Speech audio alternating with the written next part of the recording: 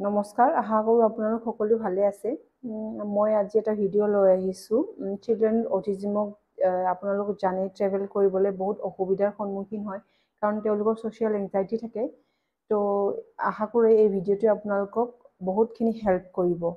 আৰু স্পেচিয়েলি এয়াৰপৰ্টৰ ওপৰত মই আজি ভিডিঅ'টো কৰিছোঁ, কিন্তু কিছুমান সৰু সৰু কথা আপোনালোকে এপ্লাই কৰিব পাৰে এয়াৰপৰ্টত নগ'লেও, বাকী বজাৰত গ'লে নাইবা আলহী ঘৰত গ'লে আপোনালোক কিছুমান ষ্ট্ৰেটেজি হেল্প কৰিব। আপোনালোকে জানে আমি চিলড্ৰেনৰ অটিজিমৰ চেঞ্চুৰী ইছ্যুজ থাকে, যেনেকুৱা অডিটৰী হওক, আপোনাৰ ভিজুৱেলছ হওক। তো তেওঁলোকে ট্ৰেভেল কৰিবলৈ বহুত অসুবিধাৰ সন্মুখীন হয়। তো আপোনালোকে ছ'চিয়েল এংজাইটিৰো সন্মুখীন হয়, তেওঁলোকে বহুত মানুহ দেখিলে এংচিয়াছ হৈ যায়। এনেকুৱা ধৰণৰ আপোনালোকে পিকচাৰ্ছ ছ'চিয়েল ষ্টৰি তেওঁলোকক কৈ থাকিব লাগিব। এলিভেটৰৰ ফটো ৰাখিব পাৰে আপোনালোকে।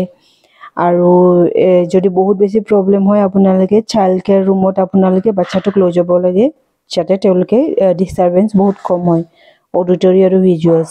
আৰু হুইল চেয়াৰত থাকিলে তেওঁলোকক এনেকুৱা ধৰণৰ ফেচিলিটিছ থাকে, আপোনালোকে কথা পাতি ল'ব পাৰে এয়াৰপৰ্ট অথৰিটিৰ লগত।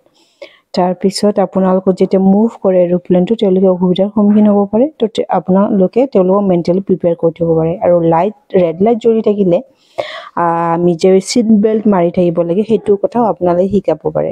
With visuals and social stories 10 দিনমানৰ আগৰ পৰাই। আৰু কিতাপ দিব পাৰে, প্লে মেটেৰিয়েলছ লৈ যাব পাৰে তেওঁলোকে যাতে ব'ৰ নহয়, এটা জেগাত বহি থাকে। আৰু ফুডবোৰ হেল্ডি অপশ্যন আপোনালোকে চিলেক্ট কৰিব পাৰে, নাইবা ঘৰৰ পৰাই লৈ যাব পাৰে। তেওঁলোকে এনিমেলছ ভাল পায়, আপোনালোকে ফ্লাইটত এনেকুৱা ধৰণৰ বুকছ পাই যাব। এনিমেলছ থাকে তাতে, যিকোনো ধৰণৰ পিকচাৰ তেওঁলোকে চাই ভাল পায়। তো আৰু ৱেইটিং কৰিব লাগে যে এয়াৰপৰ্টত, সেইটো জাৰি লৈ যাব লাগে।